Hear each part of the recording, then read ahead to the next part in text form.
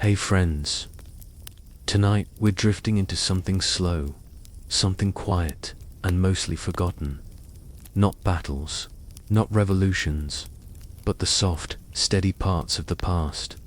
The smells, the labor, the dust of ordinary days that once held whole cities together. Before we start, I'd love to know, where are you listening from tonight? What time is it where you are? Is the air still? Are you lying down already? Maybe someone else in the comments is wide awake, just like you. Now let your breath settle. Let the light dim, and we'll begin with the tanners, the river, and the smell of leather on the wind. You are standing near the river Vienne, in the modest French town of Limoges. Sometime in the mid-1700s, the air is damp and curiously sour. It doesn't just smell like water, it smells like something lived in the water, died in it, and was then cooked into something useful. This isn't Paris, nor is it a grand courtly estate. It's where leather is born, or rather, where animal skins are soaked, rotted, scraped, and dried until they become stiff and usable. The tanner's trade was one of the most essential and least glamorous professions in 18th century France, and Limoges, tucked into the central part of the country, was famous for it. To be a tanner was to spend your life ankle-deep in animal guts, often alone, with only flies and stiff aprons for company. The first thing you notice is the constant trickling of the river, and the rhythmic slap of hides being beaten against wooden paddles. These hides come from local slaughterhouses and butchers, sheep, pigs, cows. None of them are wasted. Their skins are dragged to the tannery where the transformation begins. Before tanning, there is soaking. The hides must be softened in water, usually for days, to remove blood and grime. In Limoges, the river did the job for free. Wide wooden vats, half submerged at the river's edge, gently rocked with the current. Every morning, an apprentice would check on the skins, flipping them carefully with a stick, making sure they hadn't clumped or begun to rot unevenly. Next came the lime pits. These were deep, square holes in the ground, filled with a mixture of water and calcium hydroxide, what we call slaked lime. The stench here is what gave Limoges its signature perfume. Lime helped loosen the hair from the hides, but it also turned the fat into a kind of slippery soap. You can picture a worker, bare-armed and bleary-eyed, leaning over a vat and pulling out a bloated hide with a large wooden fork. The slime dripping in long, slow ropes back into the pit. Hair removal was done with knives, dull ones. The tanner would stretch each skin over a curved wooden beam and scrape away the fur, fat, and remaining flesh. This took hours per hide. The task was repetitive, meditative, and brutal on the back. Most tanners had hunched spines by the age of 30, and the smell, always the smell. A mix of urine, dung, old flesh, and lime water. There was no getting used to it. It clung to your nostrils, your clothes, even your dreams. Townspeople passed by with handkerchiefs over their faces, but the tanners didn't flinch. This was life now, urine. You might wonder why it came into the picture. Well, urine contains ammonia, a natural agent that helps soften hides and make them pliable. In fact, tanners paid boys to collect it from chamber pots all across town. A full bucket was worth a few sous, and many families participated gladly. This yellow liquid gold was poured into the pits, sometimes mixed with water, sometimes straight. The hides soaked in this solution until they could be kneaded by hand, like dough. Many workers lost their sense of smell. Some lost their teeth. It wasn't unusual for a tanner to get sick from infections. Open cuts invited bacteria from raw hides, and the stagnant water of the pits was perfect for breeding disease. But there were no unions, no safety boards. If you worked in leather, you took your risks quietly. Despite this, tanners were not necessarily poor. They were working class, certainly, but skilled. A master tanner could earn a decent living, enough to feed a family, pay taxes, and even own a modest home. But socially, they were outcasts. Few women wanted to marry a man who reeked of piss and lie, and most churches made tanners sit in the back pews, if they allowed them inside at all. The finished leather was used everywhere for shoes, belts, saddles, bookbindings, armor. French soldiers marched in boots that began life in towns, like Limoges, and in every village market there was always a leathery smell, faintly reminiscent of the tannery, but the real art was in the dyeing. Natural dyes came from plants, minerals, and insects. Tannins from oak bark, for instance, made deep brown leathers. Other barks gave reddish hues. A good tanner could manipulate the shade by soaking a hide for days, even weeks, in his secret solution, a recipe passed down from father to son. Sometimes onion skins were used to create golden brown hues. Mixed with alum and water, they lent a warm, earthy tone to the leather. When tanned hides were stretched out to dry in the sun, they often steamed slightly, releasing the last of their chemical scent, a heady, strange mix of leather and onions, which drifted across the village like a forgotten perfume. Imagine walking through Limoges on a humid morning, the mist rising from the river, the cries of geese in the background, a worker muttering curses as he slips into a vat too deep, the marketplace slowly waking up, and always, always, that warm, tangy, oddly human smell of leather and onions. The question is, how did people live so long under these conditions without going mad from the stench? Was the sense of smell less sensitive back then, or did people simply grow numb to their world? You wake to the smell before the sun even rises. There is no escaping it. The mattress is stuffed with old straw that has absorbed the tanneries. Sour perfume. Your clothes, stiff from yesterday's sweat, hang by the hearth. A pot of weak onion broth simmers nearby, more for warmth than taste. It's quiet, the streets are still, but your day is already late.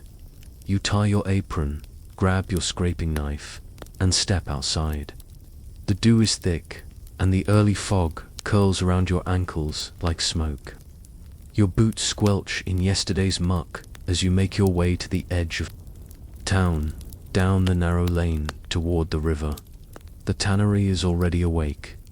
Apprentices, mostly boys from poor families, are moving buckets of urine, carrying hides, stirring vats.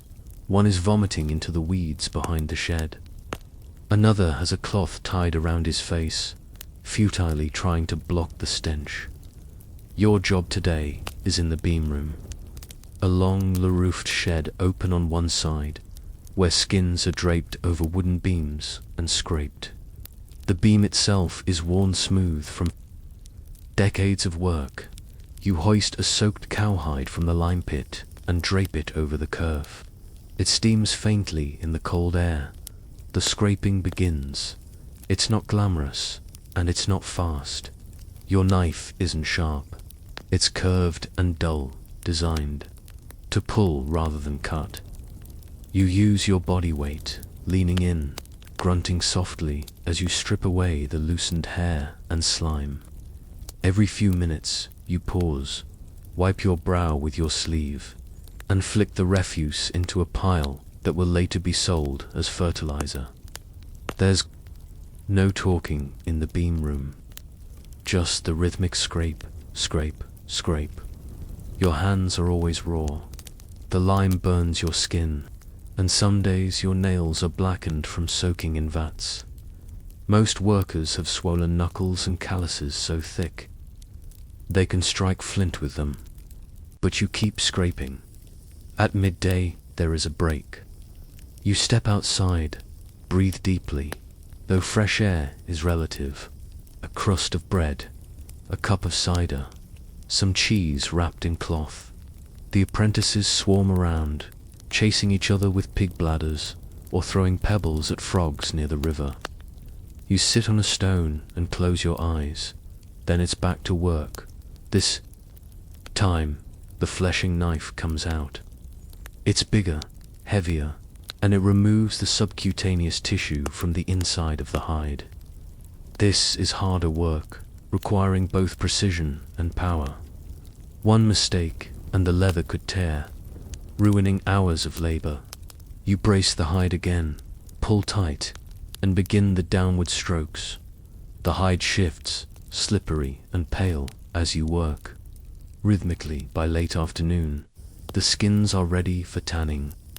You drag them to the tan pits, large open vats filled with oak bark infusion. The bark has been boiled, steeped, and filtered. It contains tannins, the crucial ingredient that binds with the collagen in the skin to make it stable. You lower the hides in with a wooden pole and weigh them down with stones. The hides will stay here for weeks. Tomorrow you'll rotate them, stir the pits, add fresh bark.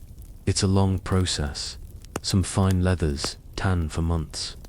But you don't think about that now. Your hands ache. Your back screams. You wash in the river, not to be clean, but to be less filthy. Then you trudge home. On the way back, you pass the butcher's lane. The smell of blood mixes with the aroma of hot tallow. Nearby, a dyer's workshop steams with strange colors. Indigo from woad, red from cochineal. You nod to a woman carrying a basket of onion peels. You'll see her tomorrow. The skins from her onions are going into the next tanning batch. Dinner is quiet. The broth is thin. Your wife says nothing. She's used to the smell. The children stay away, noses wrinkled. You eat, wash your hands again, and collapse into straw. That was one day. 1,000 more like it will follow. But every now and then, there's pride. The finished leather, when it finally emerges from the pits, is strong and supple. You stretch it on frames, let it dry in the wind, then oil it by hand. You rub in fat. With your fingers, massage it until the color deepens. This is your craft, the transformation of death into utility. A noble might wear this leather as gloves. A priest may wrap his Bible in it. A soldier may trust it with his life. And though no one praises the tanner, they depend on him. Still, the stench remains at night. It hangs low over the village like a second fog. Some say they can taste it on their tongues. Others claim their dreams are flavored with it, sour, tangy, metallic. But it's also a marker, a signature. The smell of Limoges. Some tanners whisper that they can smell a good hide from 10 paces. By the way the onion skin lingered, or how the lime softened the edge. It's a sixth sense, they say, though no one brags about it. And what of the river? The Vienne still flows, but not cleanly.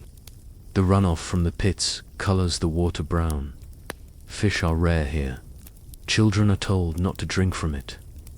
But the river accepts everything: flesh, hair, blood, piss, even old boots. Is this the price of progress, or simply the cost of being useful? The years pass. The river Vienne, once a clear blue ribbon cutting through central France, now runs the color of old tea. Tanning waste seeps into its banks, staining the reeds and feeding the flies. The old tannery sheds lean further to one side with each winter. The beams sag, the lime pits crumble at the edges, and the bark piles rot quicker than they used to. But the smell remains. By the 1770s, Limoges has grown. Trade routes crisscross the region. Leather from this small town is now shipped to Paris, to Rouen, and even in small bundles across the Channel. Limoges leather is known for its strength. It's said to bend but never crack. Bootmakers love it. Saddlers demand it. Bookbinders praise its flexibility. Yet no one thanks the tanners. They are still shadows. Quiet men who pass through the market unspoken. Their hands are still raw, their hair graying by 30. And even if they dress in Sunday best, even if they carry coin in their pockets, the villagers wrinkle their noses when they pass. One tanner, we'll call him Claude, has been at this for nearly 40 years. He started as an apprentice, collecting piss buckets from brothels and inns. Back then, he hated the job. He dreamed of escape, of trading boots for books, maybe joining the church. But life is what it is. And now, Claude is a master tanner with, for apprentices of his own, a small plot of land, and a wooden sign above his door carved with a cow's hide. Claude knows every part of the process. He can touch a fresh hide and tell you which animal it came from, how it was fed, and whether it was killed cleanly. He adjusts his lime mixtures based on season. In winter, when cold slows decay, he uses more lime. In summer, less. His dyes are darker, richer, thanks to his secret blend of onion skins, alum, and vinegar. And when he oils the final leather, he uses a goose feather brush. Not for show, but because it leaves no streaks. Claude's son, Pierre, does not want to be. A tanner, Pierre smells his father before he sees him. He hears the groan of bones when Claude rises in the morning. He watches his father cough after long days bent over hides. Pierre wants to go to Lyon, learn to sew, maybe become a tailor. He loves cloth, not leather. Claude doesn't argue. Deep down, he understands. The trade is dying. The Enlightenment is blooming. Chemistry books talk of chromium salts that could tan leather faster, with less smell. Rumors reach Limoges of factories in England using steam-powered machines to stir pits, and wealthy towns are pushing tanners out far from rivers, out of sight. Still, Claude works. Each hide he finishes is quieter than the last. His apprentices are fewer now.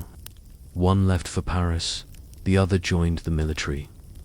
Only Baptiste remains, a mute boy who never complains and always listens. By the late 1780s, revolution stirs the countryside. Bread is scarce, taxes high, even tanners feel the tension. The guild system, which once protected them, is unraveling. Nobles who used to order fine gloves now flee their estates. Soldiers need boots again, but this time, there's no glory in making them. In the summer of 1789, word reaches Limoges. The Bastille has fallen. Claude doesn't celebrate. He doesn't care for politics. He cares for hides. But he knows things are changing. The markets are thinner, coins rarer, and no one wants to pay for leather that smells like it came from the past. One day, as Claude scrapes a particularly stubborn cowhide, he pauses. His hands don't hurt. He looks down. The calluses are still there, but something's different. The hide feels lighter. The knife, easier. Maybe it's the years. Or maybe it's the silence. Baptiste stirring the bark vat quietly behind him. The river bubbling low. The wind carrying the scent of onions from a nearby kitchen. Claude breathes in deeply. Yes, there it is. That same smell. Wet leather and onions. It's a horrible smell. it's also home. When Claude dies, there is no funeral mass. Just a few friends, a short blessing, and the strange comfort of a town that smells a little emptier. Baptiste inherits the tools. The pits stay for a few more years, unused. Then, slowly, grass grows over them. The sheds collapse. Pierre never returns. He becomes a tailor. His shop smells of lavender and starch. The river clears a little, but if you walk down the old paths of Limoges, and if the sun is warm, and if someone nearby is cooking onions for soup, you might catch something. A whisper, a trace, a shadow, and you'll wonder, did history forget the tanners? Or did they simply melt into the smell of the land? You wake in the dark, not because an alarm sounds, but because your back knows. You've done this so many times that the ache in your spine is more reliable than any rooster. The room is barely a room, a wooden cot, a basin, and the faint scent of mold in the corners. Your clothes are already stiff from yesterday's sweat, so there's no need to dress. You just get up, grab your rope belt, and step out into the chilled morning of Paris. It is the early 1760s, and Les Holles, the central market, is beginning to stir. The onion porters are among the first to arrive. You are one of them. Your job is simple to explain, but brutal to perform.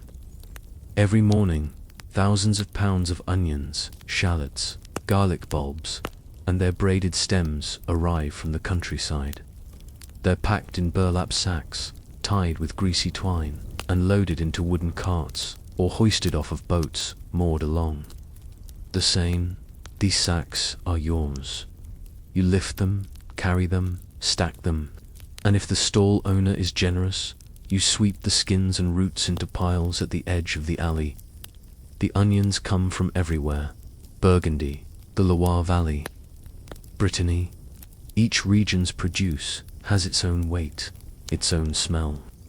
The sweet white onions from Tours are rounder, softer.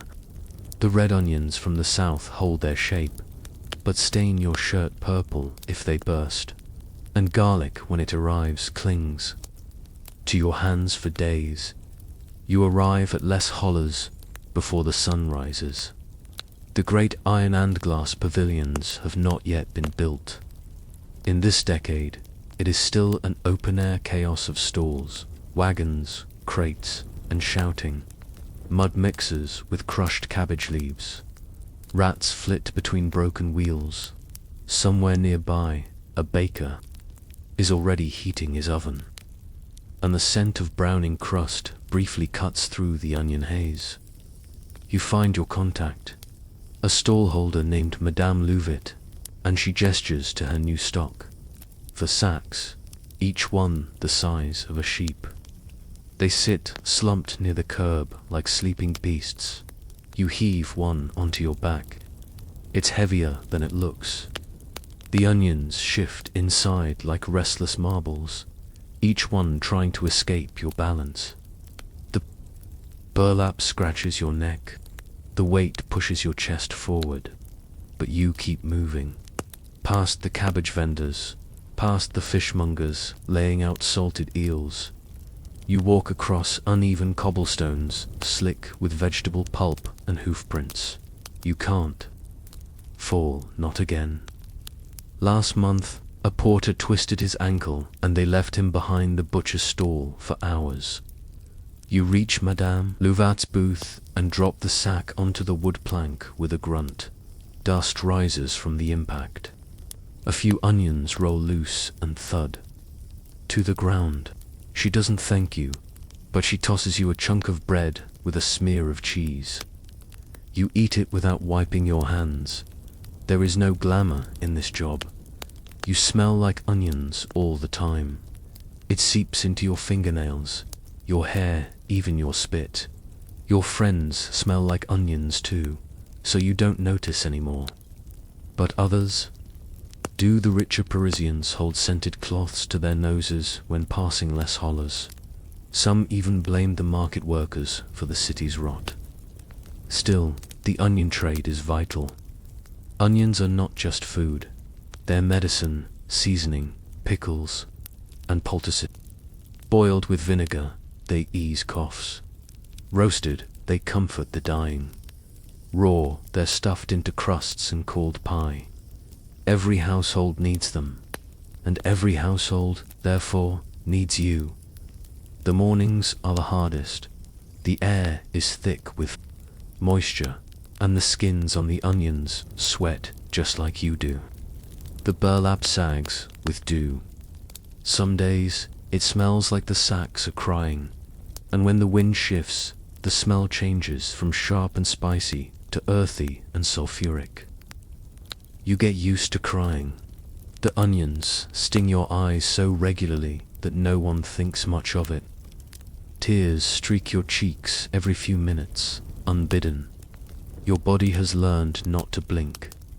You just let it happen. By mid-morning, the market is a frenzy. Horses snort as they're unloaded. Women argue over radish prices. Bakers shout over carts. A boy steals a pear and vanishes into the crowd. You keep your head down and keep lifting. You're paid per sack, not per hour. Some porters cheat. They cut holes in the bottom and eat half the contents. Others double knot the sacks and seal them with wax, earning tips for being honest. You do neither. You just work by noon. The worst of it is over. The sun is high. Your shirt clings to your back. You've lifted 11 sacks today. A good number. Your hands are blistered, but not bleeding. Your boots are still dry. Small victories. You rest on a stone ledge near the root stall. Nearby, another porter is asleep, his head resting on a pile of parsnips. A young woman dips a cloth in a bucket and wrings it over her hair. 2 older men play dice with cabbage stems.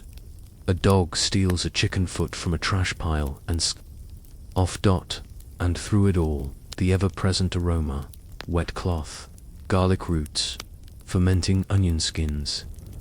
The scent wafts across the market in waves, mixing with manure, crushed herbs, and the faint iron smell of blood from the butcher's corner. Paris, in the 18th century, does not smell clean. But this particular part of Paris smells like someone left a stew on the fire too long. And yet, you feel pride.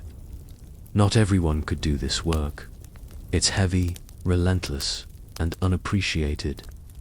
But without you, half the stalls in Les Hollers would never open. You are one of the invisible gears of this great machine. Still, you wonder, do Parisians dream in this smell? Do they know what makes their soup taste right? Do they ever think of the hands and backs that carried the roots? By now, the day has reached its rhythm.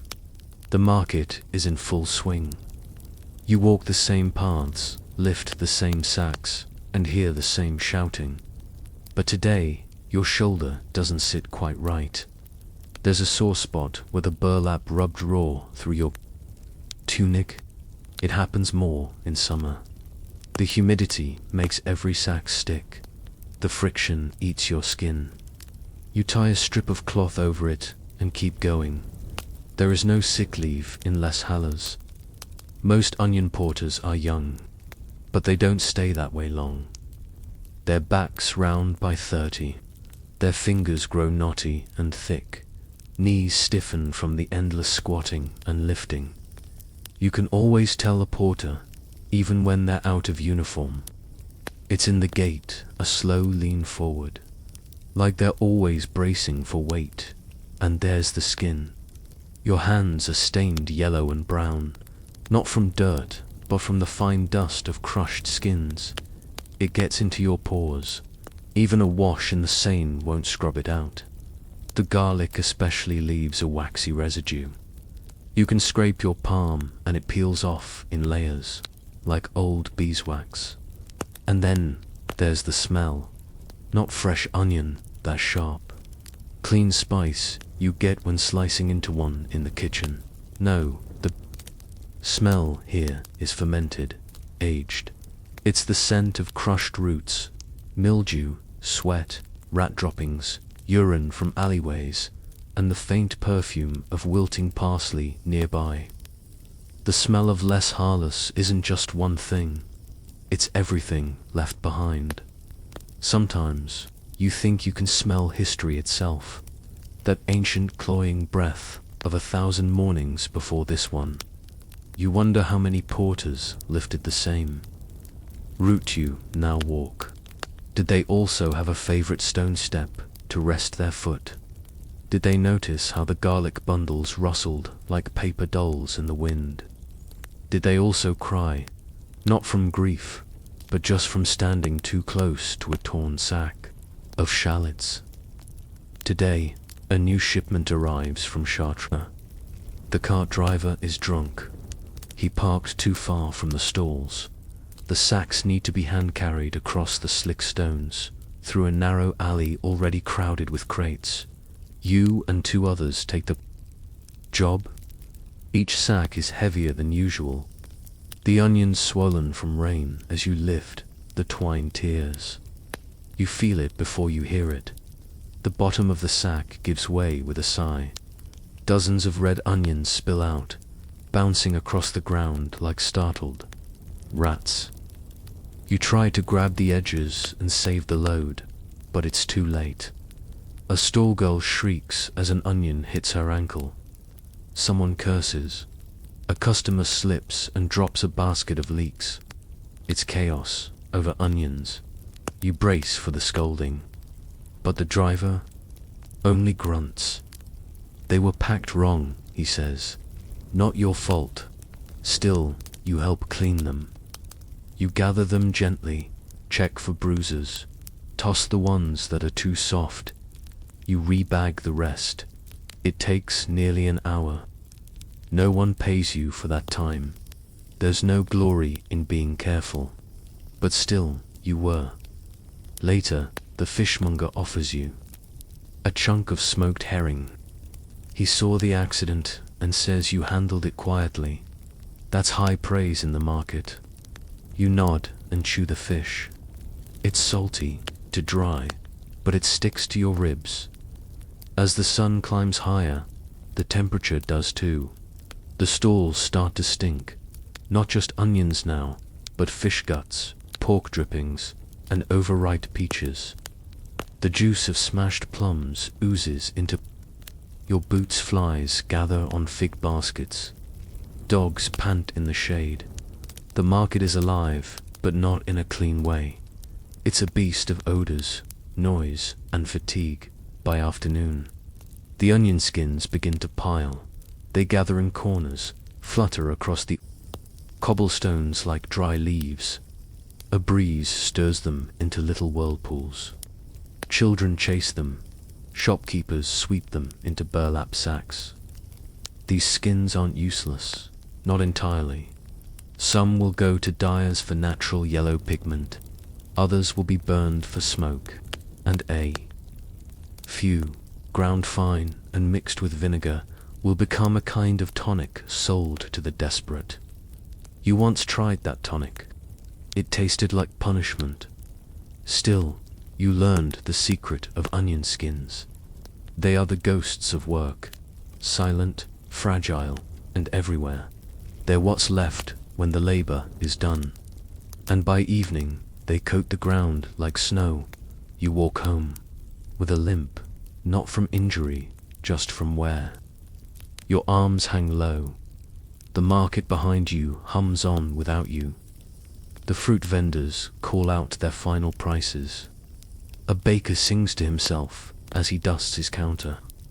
A rooster crows, confused perhaps. You pass by a stall that sells lavender and rosemary. You pause. The scent is almost alien now. You smell your hands. Still onions. You once asked a doctor, why the smell stays. He said your sweat carries it out, that the oils of garlic and onion root bind with your skin's own oils, that it seeps into the cracks, that your lungs absorb it, that your breath carries it. Even in your dreams, you sometimes smell it like you're still lifting. And you wonder, when a man spends his life carrying onions, does he eventually become one?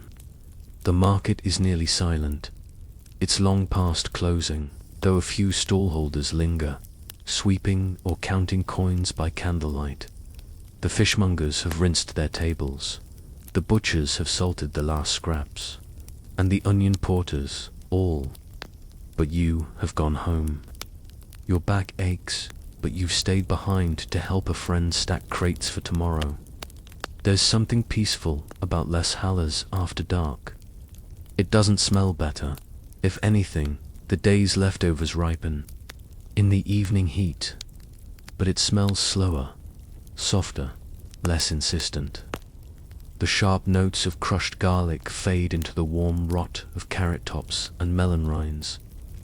You sit down on a stone ledge and listen to the soft clatter of hooves in the distance. A night cart rumbles over cobblestones, headed somewhere quieter. A drunk man sings a song about cabbage. The cathedral bells chime the hour. It's later than you thought. This is the part of the day no one paints. When people imagine Paris in the 1700s, they think of silk fans and powdered wigs, of candlelit salons and lace-gloved hands gesturing over politics and poems. But Les Halles tells a different story. It's the stomach of the city, beating, steaming, stinking, and forgotten. You lean your head back and stare at the iron hooks. Overhead, once used for hanging ducks, a piece of onion skin floats down and lands on your lap. You pick it up, roll it between your fingers. It's delicate, almost weightless. You crush it. It vanishes. That's what most of your labor will do. No one will write your name. No plaque will mark your corner. But tomorrow morning, someone will eat a stew, or a meat pie, or a roasted bulb, and it will taste just a little better because of the sack you carried, the skin you scraped from the stall floor, the bruised shallot you quietly replaced without a word. This is how most people live, not in the pages of history, but in the shadows of what others consume. You think of your father, another porter, now gone. He once told you, we don't build things, we pass them along. We lift them, carry them, and leave no fingerprints. He was right. The next morning will come soon. You'll rise, stretch, and tie the same belt. The onions will arrive in fresh burlap. The carts will creak. The first sack will be heavier than you remember. The tears will return. So will the smell, a never-ending loop of root and sweat and twilight. And perhaps, when you're gone, someone else will inherit your route. They'll walk the same alley. They'll favor the same shoulder. And they'll wonder briefly if someone else once did the same long ago. Maybe they'll notice a faint scent that never quite leaves the stones. Something sharp, something earthy, something human, and maybe, just maybe, they'll think of onions. It's nearly midnight.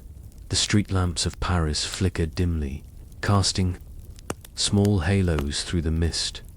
Most of the city sleeps now, or tries to, behind shutters that do little to block the heat or the smells of summer.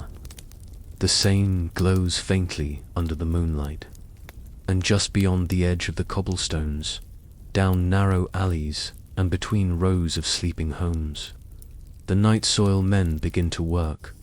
You are one of them, a vidanger. Your job, quite simply, is to collect what the city leaves behind. Not its dead nor its dogs, but something even more common. Its waste, human excrement, night soil. What lies in the wooden chamber pots and piss pots, beneath floorboards and hidden in closets. In homes from the poorest apartments to the edge of nobility, there are no sewers in Paris. Not yet, no proper plumbing. Pipes are rare and most run, short and upward, used only to dump from higher windows. In your time, the 1760s filth is not removed by magic. It is scooped, hauled, and carted out of the city by men like you. And so, you rise with the darkness, gather your tools, a wooden shovel, a lantern, a leather apron slick with old residue, and walk toward your assigned neighborhood. Tonight, it's the Rue des Bernardines. Tomorrow, perhaps Saint Michel. The streets rotate, but the job never changes. You work in teams. One man carries the ladder, one man climbs, another waits below with the barrel and the rope. It's a system passed down for generations, mostly unspoken. You move like phantoms, no shouting, no whistling. The city does not want to know you are here.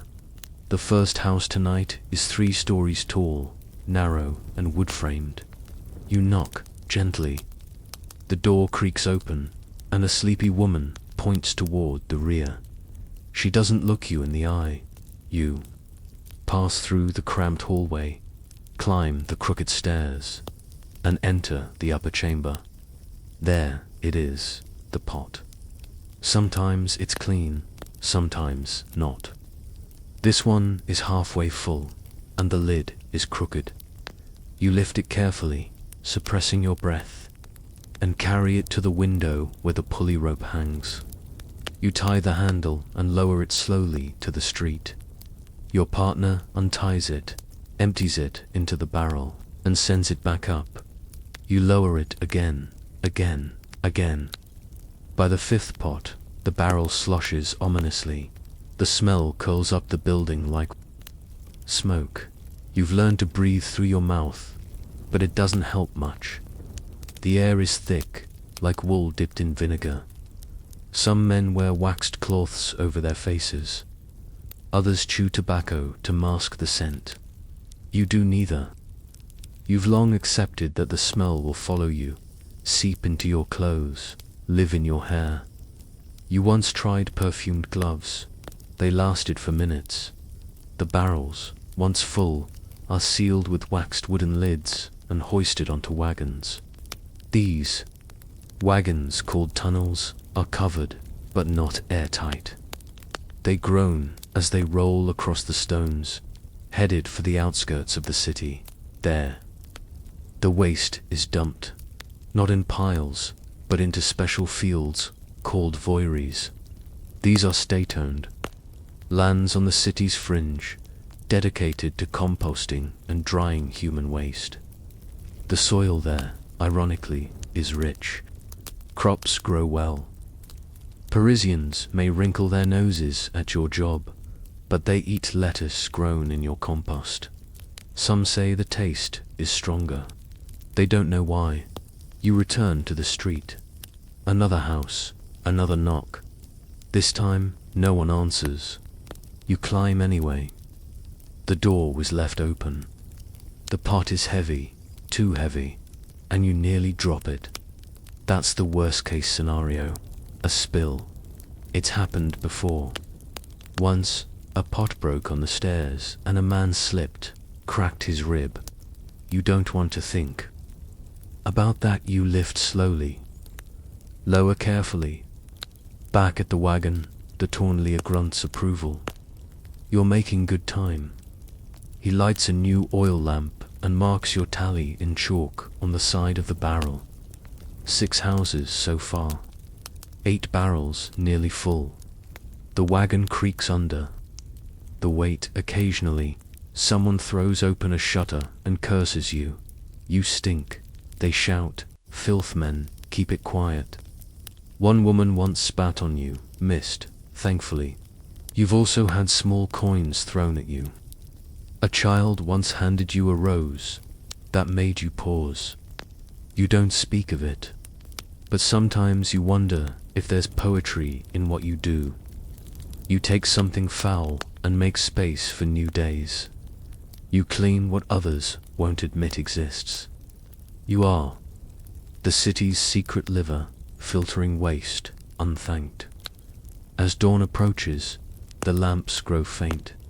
A soft blue creeps across the sky. You finish your last house just as the bakers begin to light their ovens. The smell of fresh bread starts to blend with your cargo. Not pleasantly, but interestingly. You cover the final barrel, tie it shut, and climb onto the wagon bench. The wheels groan as the horses start their slow march eastward, toward the edge, toward the fields. Your shift is done, but the day is just beginning, and you wonder, when the city finally builds sewers, will it remember the men who carried its burden in the dark? The wagon moves slowly. It creaks with every turn of the wheel, the barrels inside sloshing like grim soup. You sit on the edge, leather apron stiff with dried filth, hands rough on the reins. The sun is rising behind the rooftops of Paris, softening the sharp angles of chimneys and gutters. But you are moving away from all that toward the edge, toward the part of the city where the houses turn to sheds and the streets become fields. You pass early risers, washerwomen beating clothes at the riverbank, a baker carrying sacks of flour. They glance at your wagon, then look away. Everyone knows what you carry. The covered barrels speak for themselves. Even when tightly sealed, they leak small halos of scent that waft behind you like the wake of a ship. Children hold their noses. Dogs sniff the wheels and retreat. You ride on. The dumping ground is known as the Voyerie de Montfaucon, a name that stinks on its own, even before you arrive. It's not just a field. It's a massive, sprawling complex where human waste is unloaded, raked, dried, and occasionally processed. Technically, it's maintained by the city, but in practice, it's its own ecosystem. A place of smells, insects, and men who know each other only by nickname. You pull into the yard just as the other wagons arrive. 6, maybe 7, from other cartes. The yard foreman nods without speaking. He carries a stick not to strike, but to swat at the clouds of flies that swarm near the pits. You've seen men wear veils here, like beekeepers. You've also seen some faint. Unloading begins. The barrels are tilted and pried open. The contents, a mix of solid and liquid, dark and unspeakable, slosh into shallow trenches or deep stone-lined holes, depending on the day. Once dumped, the material is spread thin with wooden paddles. It will dry here under the sun until it becomes less offensive. Eventually, it will be shoveled into wagons again, this time for farmers, and yes, it will grow lettuce. Your job here is brief. You help tip the barrels, scrape the last drips with a paddle, and replace the lids. The work is heavier than you'd think. Waste is dense. Barrels swell. Your gloves stick to the handles. There's no water tap to clean your hands. You wipe them on straw, then you wait. The wagons can't return to the city until the heat of the day has passed. Not because of laws, there are few of those for men like you, but because the smell is too strong when mixed with summer heat. The Parisians complain. Sometimes protests form. You've heard of drivers pelted with fruit, not rotten ones, fresh ones. A crueler insult. So you sit beneath a crooked wooden awning and share a pipe with the others. They talk about weather, about horses, about a new pair of boots someone saw on a wine merchant. Never about the work, never about the smell. There's no point. The smell is part of you.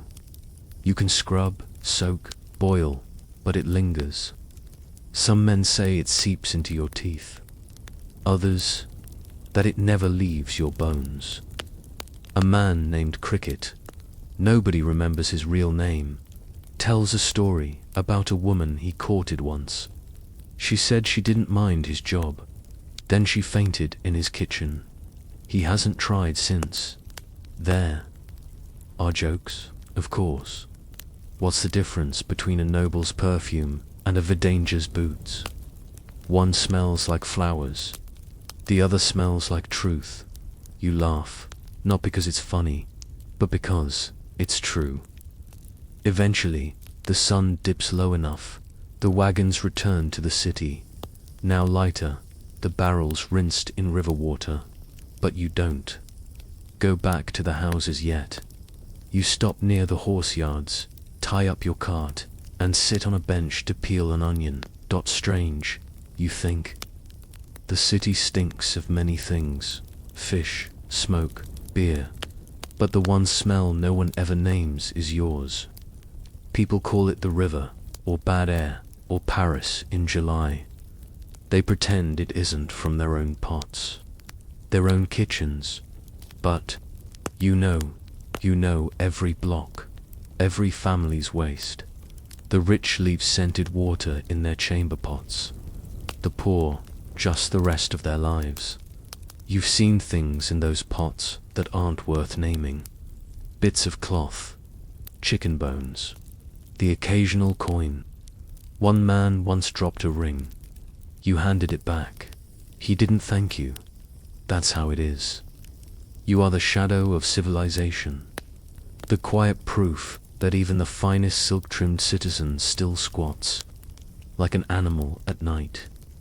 You are the cart that rolls before breakfast, the man no one talks about, but everyone depends on. And you wonder, when Paris finally flushes with water instead of men, will the city be cleaner? Or will it just forget who once carried its weight? Years pass. Paris begins to change. Not all at once, but in slow layers, like the residue you once scraped from the bottoms of wooden barrels. The city grows more polished at the edges. New streets are paved, gas lamps replace oil, and whispers begin to spread in the taverns near Les Halles, rumors of underground channels, of men in suits discussing pipes and flow and modern sanitation. You're older now. Your knees protest on ladders. Your hands no longer blister, they've hardened into leather. You still carry the same wooden shovel, still wear the same apron, still recognize the households by the shape of their pots. But the city is changing around you. The first time you see a proper sewer grate, you don't think much of it. It's small, decorative, it barely takes rain. Then, one summer, you're told to avoid a few streets. Construction. They're digging channels beneath the stones. You watch from a distance as engineers descend with blueprints and confidence. A younger Vedanga, eager to prove himself, jokes. Soon they'll run water like wine. No more wagons. You nod. But inside, something stirs. You remember your first night shift. The way the wind carried the smell along Rue Mouffetard. How careful you had to be lowering pots from the upper floors. The wagon wheels catching in ruts. The black slurry steaming in winter. And always the quiet respect between men who moved. Filth so others wouldn't have to. That's not the kind of work cities remember. By the 1780s, the changes accelerate. A few noble houses install pipe systems, crude but effective. The waste doesn't vanish, it simply reroutes. The government discusses wastewater infrastructure. You see drawings. A public notice appears near the market. Improvements to public health underway. It shows smiling families and whitewashed walls. No one draws men like you. And then the orders come. Fewer streets assigned, smaller territories, Some families ask not to be visited. Others hire builders to reroute their waste. One night, you walk a full hour before finding a pot worth lifting. The city doesn't hate you, it simply forgets. One evening, you visit the field at Montfaucon, the same trenches, the same dry wind, but only 2 wagons today. The foreman smokes in silence. The pits are shallow. The smell, still strong but fading. You sit on a barrel, stare out at the dark, and wonder what happens to men whose work was always invisible, when even the need for that work disappears. You're not bitter. You never expected monuments. But there's a kind of ache in your bones, not from age, but from being erased. You leave your apron folded on the last wagon you drive. No ceremony, no farewell, just the clatter of hooves down the path. One last time, years later. People will speak of the great improvement in Parisian life, of the new sewers, of Baron Haussmann's clean boulevards, of how the city finally smelled fresh. But no one will remember that for over 2 centuries, it was men like you who held the line, who carried the night soil so others could walk through morning air without knowing what lay beneath their feet. You wouldn't know it by walking past. There's no sign on the door, no cheerful awning, just a squat, soot-darkened workshop at the edge of Dijon's tannery district, tucked behind a butcher's alley and partially hidden by a leaning fence. But if the wind changes just a little, you'll know what's inside. It smells like soup gone wrong, like marrow cooked too long, mixed with damp cloth, a touch of vinegar, and something faintly sweet that shouldn't be sweet, not spoiled. Meat, exactly. Not filth, just something that shouldn't be warm. This is where glue is made. You are a collar, a glue boiler, part of a small guild of tradesmen whose entire livelihood rests on making things stick. In 18th century France, glue is not in bottles. It is not squeezed from tubes. It is scraped, boiled, poured, and scraped again, from animal bones, from hooves, from skins to spoiled even for the TANN. Your shift starts before sunrise.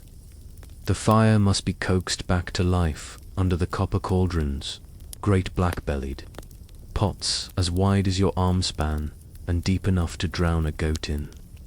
You stir the ashes from last night and build a fresh stack, dry wood at the bottom, a little butterfat for encouragement, and then damp bark to keep the heat slow. The bones arrive in carts, often still red at the ends. They come from butchers, slaughterhouses, hunters, and even hospitals. Sheep ribs, pig knuckles, horse legs, anything that still carries sinew.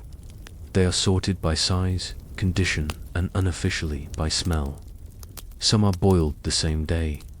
Others are left to ripen in wooden crates out back, where rats and flies help loosen the tissue. Your hands always carry the smell, even after you wash. Even if you scrape them raw with ash and vinegar, it sinks into your cuticles, lives beneath your fingernails, clings to your sleeves. Once, you tried wearing cloves around your neck. They withered in a weak dot. By mid-morning, the bones are cooking. They're broken into smaller pieces first, hacked with cleavers, pounded with wooden mallets, then dropped into the cauldron with a mix of water, vinegar, and a secret blend of lime and alum. You stir it with a long-handled paddle, careful not to let the rising steam hit your face. It's not the heat that stings. It's the air itself. It smells thick, like boiled butter with rot underneath. As the hours pass, the mixture turns into something between broth and jelly. Bits of fat and tissue float to the top, skimmed off with flat wooden spoons and dumped in a pit nearby. Occasionally, Someone tries to use the scraps to make soap. They rarely succeed. The glue is strained through coarse cloth, then boiled again, lower heat, smaller pots, until it thickens to a syrupy texture. When ready, it's poured into shallow pans and left to cool. As it sets, it hardens into sheets. Amber, cloudy, brittle. This is hide glue. It will be snapped into chunks, wrapped in wax paper, and sold to joiners, cabinet makers, and bookbinders across Burgundy. Most won't. Ask where it came from. They don't want to know. They'll melt it back down in their shops, mix it with water, and brush it onto wood or leather or paper. Your work will hold France together, but your name will never be written on a single page. You live above the workshop in a narrow room that always smells faintly like warm broth. Your clothes are stained brown. Your window fogs even in summer. Your pillowcase is stiff from glue dust, and your bedsheets curl at the corners. Sometimes you dream of bones, huge ones, whale-sized, melting slowly in a black pot. But when you wake, you go downstairs and do it again. The glue waits, and you wonder, do people ever stop to think what holds their world together? Is it wood and string, or steam, sludge, and men like you? You can't remember when the smell stopped bothering you. Maybe it never really did. Maybe your body just adjusted the way hands adjust to calluses, or feet to cold stone floors. But you know other people still notice. When you walk through the market, women wrinkle their noses, children tug at sleeves. A baker once refused you bread, muttering something about melted hooves and devil's broth. You weren't offended. You only nodded and left, after all. You know what it takes to make the world stay glued. Today's delivery includes something rare, horse skulls, hard to come by. Not because horses don't die, but because the army gets most of the good ones. Butchers save what they can. When a shipment like this arrives, it's cause for care. Horse bones are dense. They give the best gelatin. Their marrow is rich, and their nasal cavities, once cleaned, are prized for shaping resin molds. You carry them in by hand. The skulls clack together in the basket. Their teeth are still intact, yellowed, chipped, but grinning. You lay them on the table and begin splitting them at the seam with a blunt hatchet, not too deep. Too much force will ruin the inner cavity, just enough to open the skull like a pomegranate, exposing the treasure inside. You drop the halves into a copper pot by themselves. No vinegar today, just low heat, a pinch of salt, and patience. The workshop fills with a soft humming sound. The water bubbling gently, the paddles scraping the side of the pot in slow circles. Steam rises, hazy and rich, curling around the rafters and fogging the window glass. Light filters through, turning the air golden for just a moment. Almost pretty, until the fat begins to separate. Then the smell changes, not worse, just deeper, more intimate, as if the bones are giving up memories. You ladle the first layer of fat and skim it off with a flat pan. This will be sold to tallow merchants. Technically, it's glue runoff, but no one asks. It will be mixed with ash and lime and turned into candles, the kind that smell like animal breath when burned, but still light a room. Everything is used. Nothing is wasted. Even waste has its use. In the back of the shop, another pan of glue has cooled and set. You snap it from its mold and hold it to the light. It's perfect, cloudy but even, thin but unbroken. You tap it against the table. It rings, faintly. Good glue sings. You wrap it in wax paper and place it in the wooden crate marked for the printer in bone. His books smell faintly of calfskin and ink, but beneath it all, your glue. Every spine he binds holds a piece of your workshop at midday. The apprentice arrives, a boy no older than 15. He smells faintly of vinegar and fear. His job is to clean the boneyard and sharpen tools. You watch him struggle with a rib blade that won't quite fit into the rack. He grumbles. You say nothing. He will learn, or he won't. This job has no patience for fragility. It also has no ladder, no promotions. You do this work until you can't lift the pot. Then you sit on the bench and stir from a stool. Then one day, you stop showing up. There's no retirement from boiling bones. Your neighbors still avoid you. The laundress won't clean your apron anymore. Your boots leave dark marks on the steps. Once, a passing gentleman told you that the air near your shop could sour a melon. You offered him a spoon and pointed at the glue vat. He walked away. But there's a strange pride in what you do. When a chair leg holds steady, when a violin sings because its parts were joined just right, when a Bible spine cracks open cleanly after 20 years, you know that somewhere beneath the polish and gold trim is your handiwork. No one thanks the glue maker, but they trust the things you hold together. Still, some nights you wonder, what will happen when they find a cleaner way? Will they remember the smell that once held their world in place? The air is cooler today. A wind from the west has swept through Dijon, stirring up the leaves near the tannery and carrying with it a rare freshness. For a moment, you think the smell is gone, but inside the workshop, everything remains. The cauldrons still bubble, the bones still crack under weight.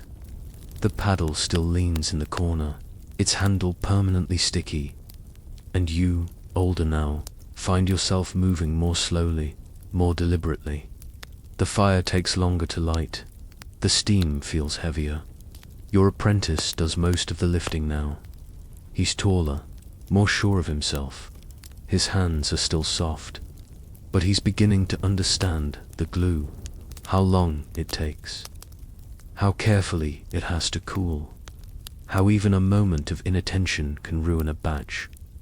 He asks you once, why does no one thank us? You don't have an answer, not one he'll understand.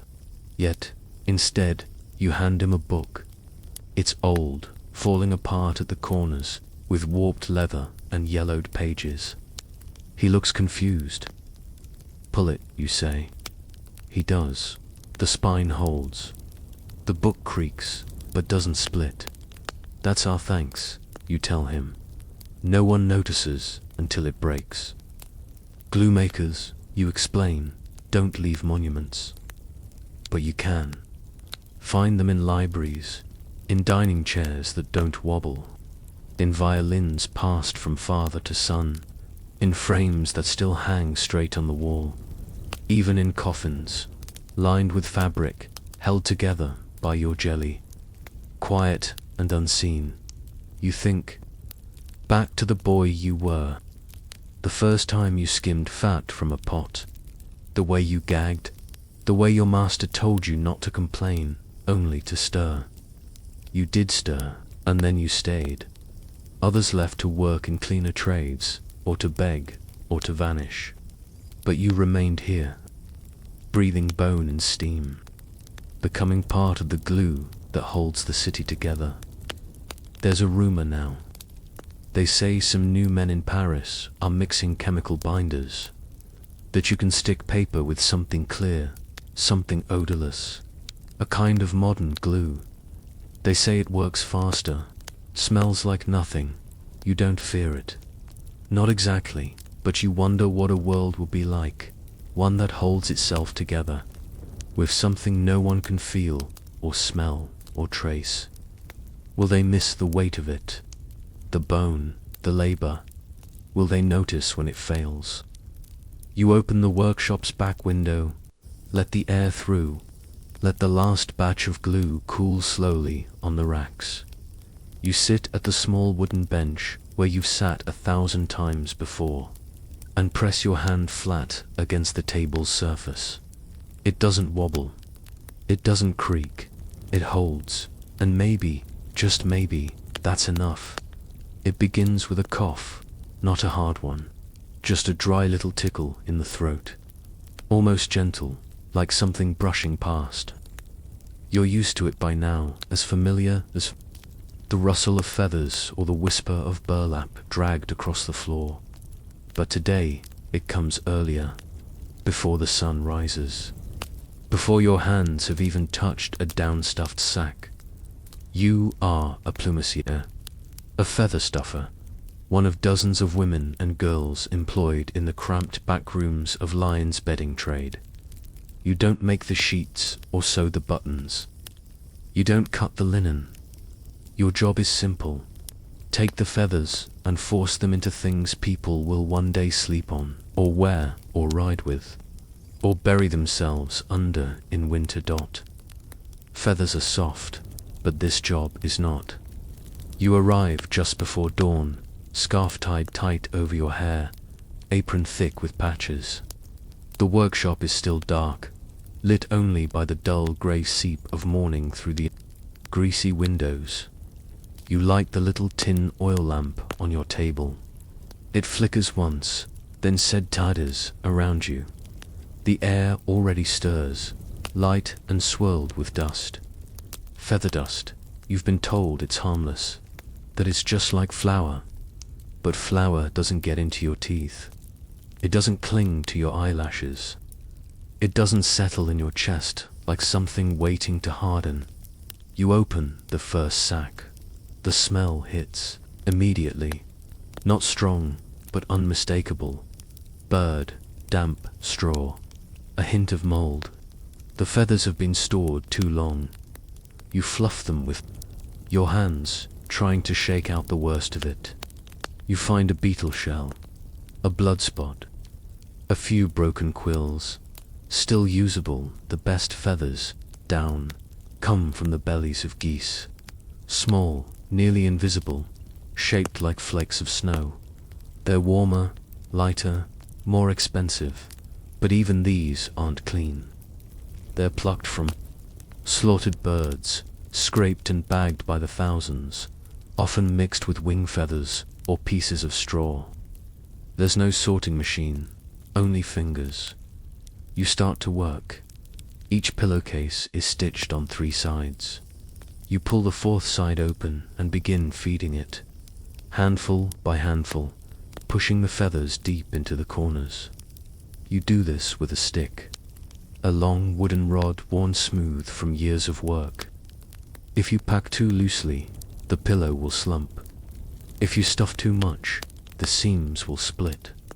There's an art to it, but it's an art no one praises. You cough again. The dust floats in ribbons through the light. Someone across the room sneezes. Another girl hums a tune to herself, quietly trying to stay awake. The forewoman walks the aisle with a candle stub, checking that no one is resting their hands. Too long, pillows are sold by weight, not care. You think of the beds you've helped fill, the people who've laid their heads on your work. Nobles in silk bedrooms, bakers in straw cottages, brides on their wedding nights, children with fevers, corpses. You once helped pack a funeral cushion, extra firm, they said, to keep the chin tilted. It's strange to think of rest as something so physical. You take a break at mid-morning. Not much time, just enough for a bite of bread and a sip of weak cider. You step outside, into the narrow alley, hoping for air. But the feathers cling to your dress. They've followed you out. A few stick to your lips. One floats into your hair. You brush it away, knowing it will return. Back inside, the stuffing resumes. Some days, you fill mattresses. These take longer. The canvas stiffer, the seams thicker. It takes strength to stuff the feathers in deep and even. Your wrists ache, your shoulders burn, and always the dust. It never settles. It just spins endlessly, like snow in a house where no one can.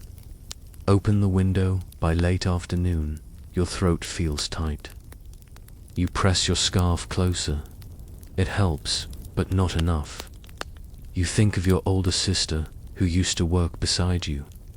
She left after the coughing got worse. Her lungs never cleared. Some say she moved south. Others say she married a baker. You don't ask. You don't want to know. The room is quieter now, tired. Still, the girls work slowly. The light dims. The oil in the lamps runs low. You tie off your last pillow and stack it with the others. 32 today. Not your best, not your worst. Your fingers are blistered, and the corner of your thumb is bleeding from a broken quill. You don't feel it until you wipe your cheek and see the streak. You wash your hands in a basin near the door. The water turns grey with dust, and as you leave, you wonder, ... Do people dream differently on feathers filled with forgotten air? Do they ever smell the birds beneath their sleep? The room grows heavier as the afternoon wanes, and your work continues under a low, trembling light. You return to the table where bundles of feathers await you. There is no escape from them now. A part of your day, part of the very air you breathe. The girl next to you, whose eyes have grown tired and watery from countless repetitive motions, adjusts her apron and works silently. Her fingers, once nimble and quick, now move with a slower, strained deliberation. You exchange a brief nod, a mutual understanding passing between you in the language of exhaustion. The process of stuffing pillows and mattresses has begun to weigh on you physically and mentally. Every push of the stick, every tug of fabric against your tired arms reminds you of the relentlessness of your task. You remember when you first came to this workshop, full of bright hopes and dreams of a better life. You thought that the soft promise of feathers might offer a cushion against the hardships of the world. But now, the very softness of the down is accompanied by a harsh reality, a constant barrage of fine dust that wraps around your lungs and clings to your skin. The feather dust is insidious. It settles in every crevice, every fold of your clothing, even pressing against your eyes when you try to keep them open. It seems as if the very air in the workshop is saturated with it. At times, you catch yourself rubbing your eyes or coughing, lightly trying to clear the residue from your throat. The incessant irritation grows louder as the day stretches on, echoing with each inhaled breath until it becomes hard to separate pain from work.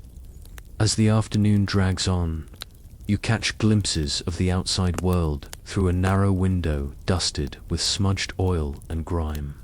Through that pain, you see a city that hums with life, cobblestone streets bustling with commerce, guilds trading their wares, the echo of distant church bells.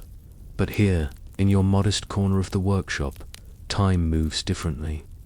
The laughter and chatter of passers-by seem distant and abstract, as if they belong to a world removed from the relentless grit and grime of your daily labor. Your mind drifts as you work. Memories of home, stories of your sister who left when the relentless coughs became too much, and the quiet resignation in the eyes of the other feather stuffers. They, too, bear the silent toll of their trade, a toll that can never be easily measured. Each pillow or mattress you complete is not just a bundle of soft feathers. It is a testament to the slow erosion of youth and health, the sacrifice of comfort for survival. You wonder how many nights will come when the ghosts of the down whisper through your dreams. Seeping into restless sleep, a low murmur begins to fill the workshop as several of the girls gather around a battered wooden table in one corner. They share stories in hushed tones, voices barely above the rustle of fabric, discussing small hopes and quiet rebellions. One girl speaks softly of a future where feather dust is replaced by something gentler, perhaps even where light does not come at the cost of such hidden suffering. Her words ripple through you, stirring a longing for something more than this endless cycle of filling and exhausting. But those dreams feel as unreachable as the dawn that hides behind the grey clouds outside. At the workbench, you pause to examine the pillow you just finished. It's neatly stuffed, with just the right firmness, neither too stiff to break under weight nor too soft to sag with age. You run your calloused fingers along its edge, noting the subtle imperfections, the uneven spots where the feathers did not settle as evenly as you wanted. In that quiet moment, you find a kind of silent pride. Despite the constant toll, you know that your hands have given shape and comfort to countless nights of sleep. In a way, you bind the fractured parts of life together with each careful, deliberate motion. Yet, even as you acknowledge this small victory, the price of the work becomes undeniably clear. Your throat is raw from the unyielding dust. Your eyes burn with the memory of every stray feather, and the constant weight of monotony presses on your spirit. You catch your breath, feeling the slight tightness in your chest, small reminder that every labor, no matter how seemingly benign, leaves its mark on those who undertake it day after day, as the lamp's flame wavers in the gentle draught that seeps in from the cracked window. You begin to notice the quiet changes in your own routine. The familiar ache in your muscles has become your unwelcome companion, a signal that your body is no longer as resilient as it once was. The repetitive motion, the strain of the work, it all weaves together into a tapestry of weariness that you can neither shake off nor escape from. You force yourself to keep moving, to maintain the measured pace that the work requires, even as every fiber of your being protests in silent rebellion in the distance. A chime marks the end of the workday, a sound that mingles with the low hum of voices in the workshop and the occasional clatter of a dropped feather. It is a signal for brief respite, a moment when the tired bodies around you allow themselves a break. You lean against the rough-hewn wall, letting your eyes drift shut for a moment to gather the fragments of your thoughts. In that fleeting pause, you ponder the nature of your craft. You think about how something as delicate as sleep, a state of utter surrender, relies on the careful balance of lightness and support. The down you handle is soft, yet it conceals a harsh truth. Even the gentlest touch comes at the cost of an unseen burden. You ask yourself, in a world where comfort is born of sacrifice, what is left for those who do the grueling work of providing it? A bitter irony settles over you, a realization that the pillows and mattresses you craft may one day cradle someone's peaceful dreams, yet you remain trapped in a cycle of persistent discomfort. The weight of the feathers mirrors the weight of your own weariness, and in the quiet gloom of the workshop, the soft rustle of down becomes a constant reminder of the distance between your hope for relief and the unyielding reality of your life. As the afternoon gives way to evening, the rhythm of work slows. The once rapid pace of stuffing and tucking begins to falter as exhaustion tightens its grip on everyone present. You return to your workbench and carefully set aside the tools for the day, the worn wooden stick, the calloused hands stained with feather dust, and the small, half-finished pillow that sits as a silent marker of your labor. In that moment, you allow yourself a deep, shaky breath, feeling both the burn of fatigue and a bittersweet satisfaction in what you have accomplished. Outside the narrow, grimy window, the city of Lion is awakening to a new day. The faint sound of a distant market, the murmur of neighbors beginning their own routines. It all contrasts starkly with the suffocating stillness inside your workroom. But even as you prepare to leave, you can't help but carry the residue of your work with you, a lingering memory of down and dust that clings not only to your skin, but also to your spirit. And so, as you step out into the cooling air of early evening, you pause at the threshold, glancing back one last time at the room that has both given and taken so much. The memory of each feather, each hushed cough, and every measured breath becomes part of you, an invisible echo of the countless nights you have spent in the company of soft, relentless down. With each step away from that cramped workshop, you wonder if one day the world will find a gentler way to bind itself together, or whether the legacy of feather dust and strenuous labor will forever be woven into the fabric of your life. There comes a time when even the air seems tired. It's morning again, but the workshop doesn't feel awake. The light through the high windows is pale, strained like milk left too long in the sun. The dust hangs heavier than usual. Maybe the sacks were left open overnight. Maybe there's a draft. Maybe it's just you. You pull your apron over. Your head, feel the soft weight of it settle on your shoulders. Everything is muscle memory now. You could stuff a pillow in your sleep. Sometimes it feels like you already are. Your apprentice, a younger girl with thin wrists and a quick, sharp way of folding fabric, coughs into her sleeve. Not a small cough, a raw one. You glance over. She keeps working. You remember when your sister first coughed like that. It started the same way. Feather dust, they said. It wasn't deadly, just a nuisance. But then she began coughing blood into her scarf. And then she was gone. No one records what takes the feather girls. There are no ledgers. No doctors who specialize in lungs filled with softness. Just slow absences.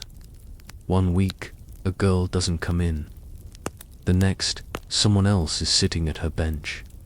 Still, the pillows keep getting stuffed. Today you're working on mattress tops. The thick canvas is unforgiving, each seam rough as rope. Your fingers blister again. You press harder with the stuffing stick, shoulders stiff from old strain. The down is dry, crumbly, not fresh, not rotten either, just tired, like everything else. At midday, you step outside. The alley is warmer than usual, the bricks hot to the touch. A dog dozes nearby, curled under a crate. You sit on the stoop and take out a crust of bread. It tastes like nothing. Your tongue is dull. You realize you haven't noticed flavor in weeks. When you return to the workroom, the dust hits you like a second skin. The forewoman calls your name. She holds up one of your pillows, the seam split, feathers spilling out like a ruptured snowdrift. She doesn't scold. She doesn't have to. The look says everything. You nod, take it back to your table, and restitch it, slowly, carefully. Each pass of the needle deliberate. You're slower now, not lazy, just worn. Even your thoughts feel heavy. You catch yourself remembering strange things. The first mattress you ever filled. The way your mother once plucked a chicken with her bare hands. The way feathers floated through sunlight in your childhood home. And looked, for a moment, like magic. You finish the rest of the day's work with quiet resolve. 31 pillows, 2 mattress covers, 1 sore shoulder, 1 cut finger, 1 cough deeper than the others. Evening comes, the lamps burn low. The girls gather their things. You linger, You run your fingers along the rows of finished pillows. Some will end up in city inns, others in a merchant's carriage. One or two might cross the countryside into homes you'll never see, rooms you'll never step into, and yet they'll feel your work, not your name, not your face, just the softness you shaped with your own hands, the way the feathers settle into the seams, the way the pillow holds the weight of someone else's sleep, the silence beneath the softness. You sweep the last of the down into a wooden box. The floor still crackles faintly underfoot. No matter how often you clean, the feathers remain. Tiny, invisible threads that cling to the workshop like memory. Tomorrow you'll come back.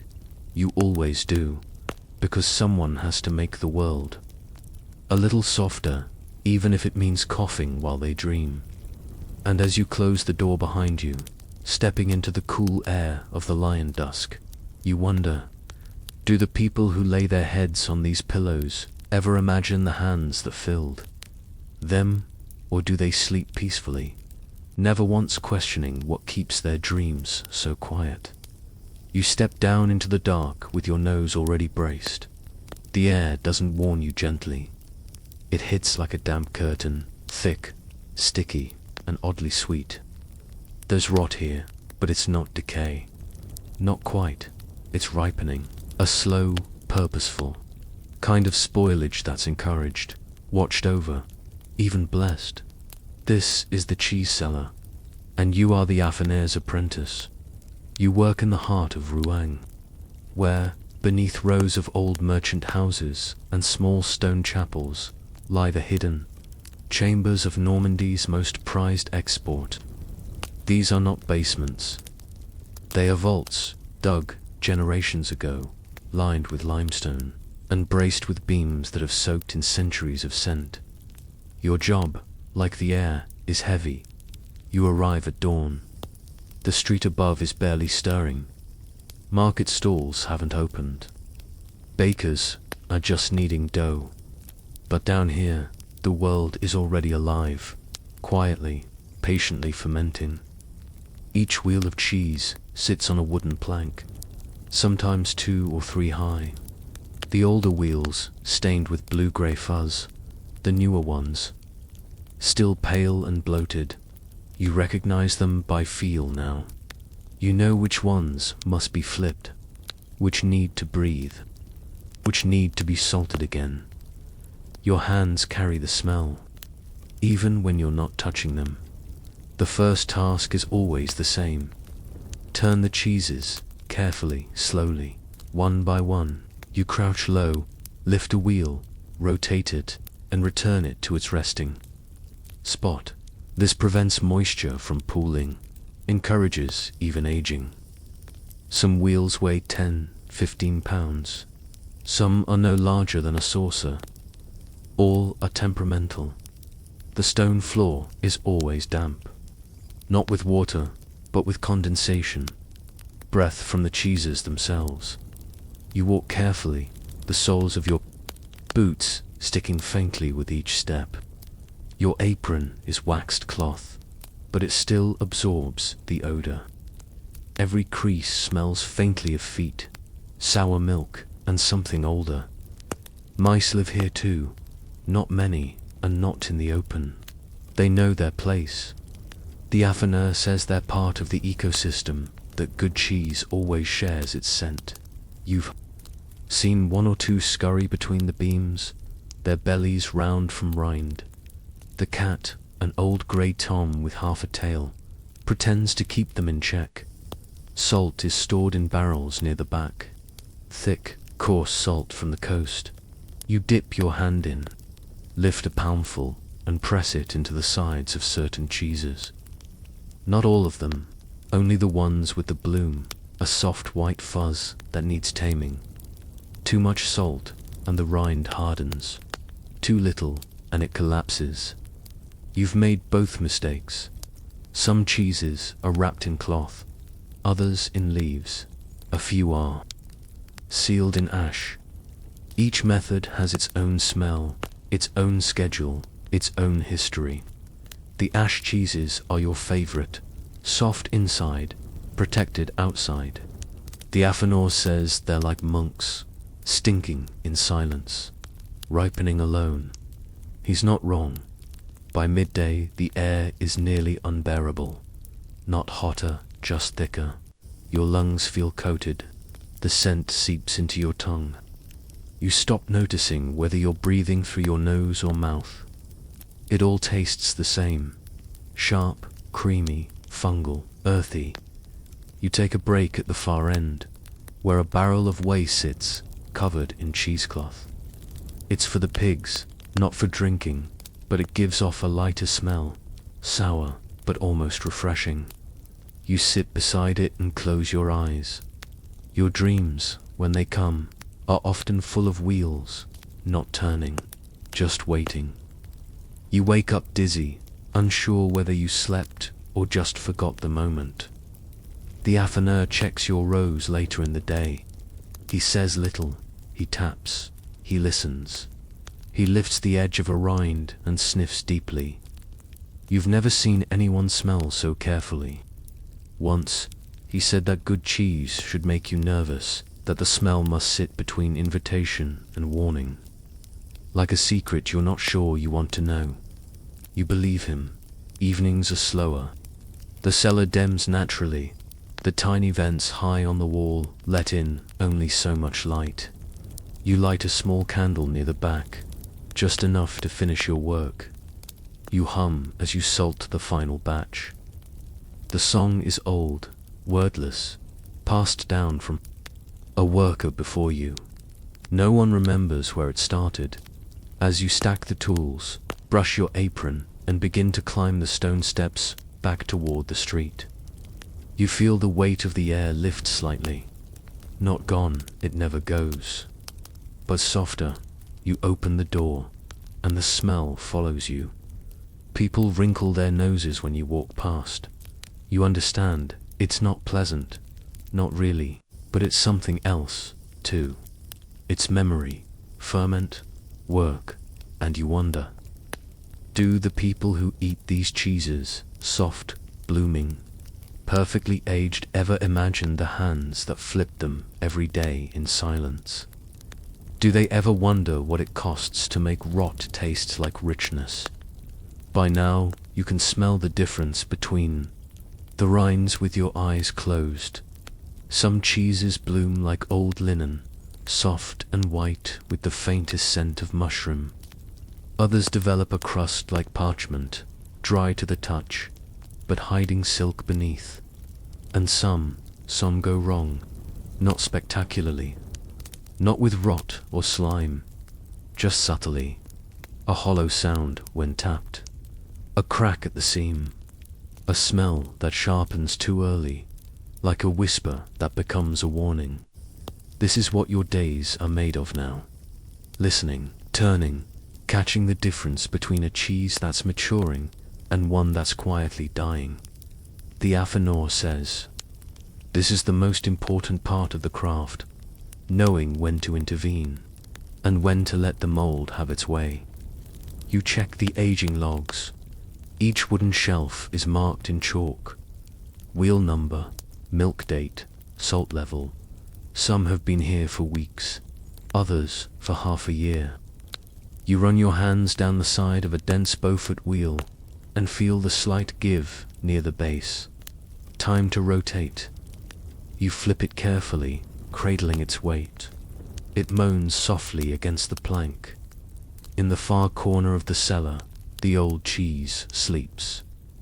These aren't for market, they're explicatal. One has been aging for 16 months. Another has black. Rind so thick it resembles bark. The Afanur calls them patience. You're told not to touch them unless instructed. Sometimes you think they breathe. Lunch is a thin onion broth with crusts of yesterday's bread, dipped and eaten quickly on the back stoop. The cheese you taste today is an Epwese's, strong, orange-rinded, and already beginning to weep from the inside. You eat just a shaving. It melts before you can chew. It tastes like something buried, but cherished. You used to gag on cheeses like that. Now you chase the flavor, wait for it to hit the roof of your mouth, the back of your tongue. You've learned that the smell is never the whole story. A cheese that stinks like a corpse might taste like butter. One that smells clean may taste of nothing. That's the danger of working in scent. It lies to you. You check the humidity levels again. The cellar must remain damp to dry and the rinds crack.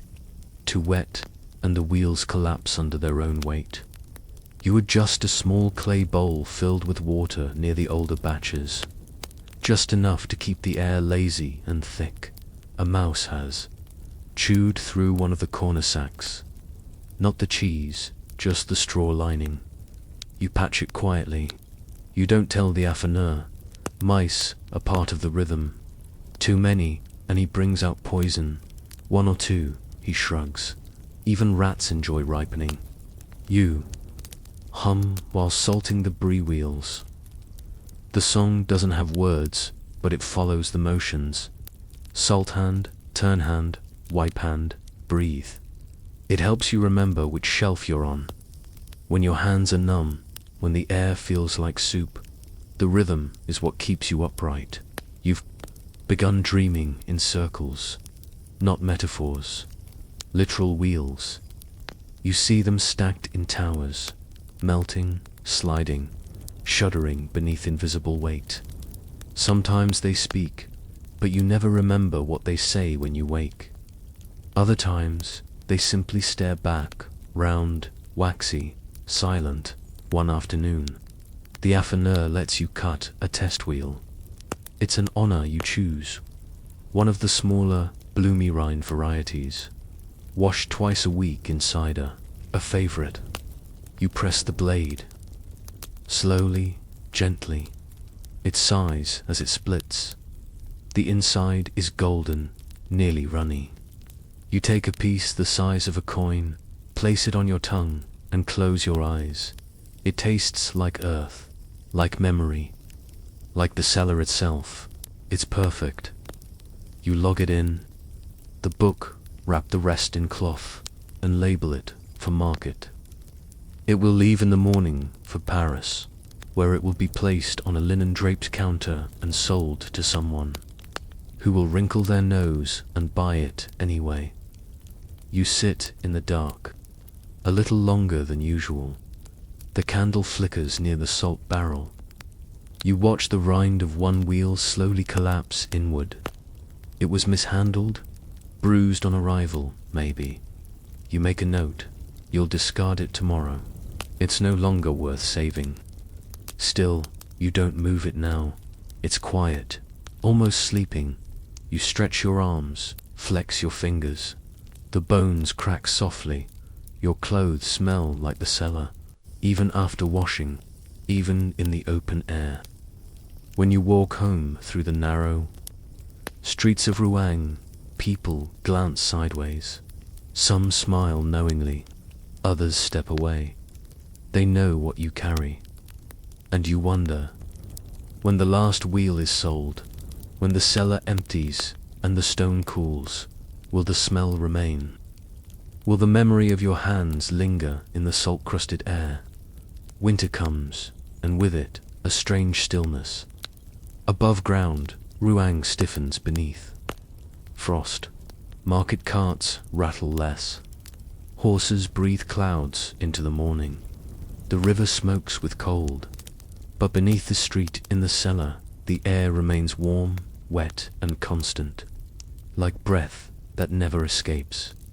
You've worked here long, enough now that the space no longer seems separate from you. The beams are your ribs, the stone walls your skin. The air sour, salty, soft, moves in and out of your lungs like something borrowed. You are not just the apprentice anymore. You're the one who knows the rhythms now, the one who remembers which wheels need flipping today, which need more rind washing, which are ready to be sold. The affineur trusts your hands. Sometimes You think the wheels do too. There's a language to it all. The way they sink at the edges when overripe, or puff slightly when fermenting just right. You've learned how to listen, to smell the faint shift from ammoniac sharpness to sweet must.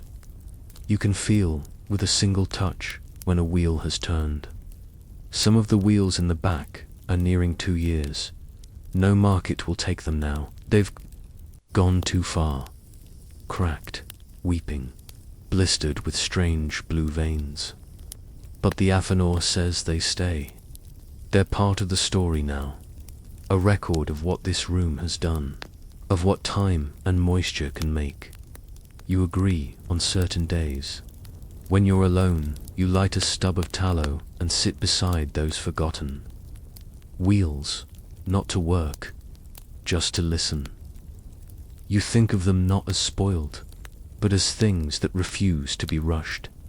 People above want cheese, fast now, creamy, friendly, nothing with bark or stink. They wrinkle their noses at washed rinds, ask for goat cheese that doesn't smell like a goat. You wrap their orders in waxed paper and say nothing. They'll never know what they're missing, and still, the cellar does its work, even when you're not in it. Even when the wheels are sleeping, the mold spreads, the salt settles, the air thickens and softens in equal measure. You've come to love the way it presses in around you. Some nights, after market deliveries are done, you sit on the back steps and pull off your gloves slowly. Your hands are cracked, your nails stained dark with brine and ash. You rub them with oil, but the smell never leaves. You don't want it to. It's your signature now. You think of the boy who first ascended these steps, unsure, gagging on the smell, fingers clumsy with his first rind scrape. He would not recognize you now. You don't just tolerate the cellar, you understand it. It doesn't offend you. It's the smell of control, of quiet transformation. That's the difference between rot and aging. One is waste, the other is waiting. You've learned the lesson well. The Athanor retires in the spring, quietly, no farewell, just a note on the work table, a key left beside. The salt bin. He trusts you to carry on, and you do. Not because the pay is good, it isn't. Not for glory, there's none. But because the world still needs people who can turn stink into sustenance. You light your candle, you open the ledger, you mark the next rotation, and as you pass the oldest wheels, the ones too far gone to sell, you pause. You don't touch them. You just bow your head slightly and breathe in, because even now, they're still ripening. Even now, they're still speaking. You just have to know how to listen.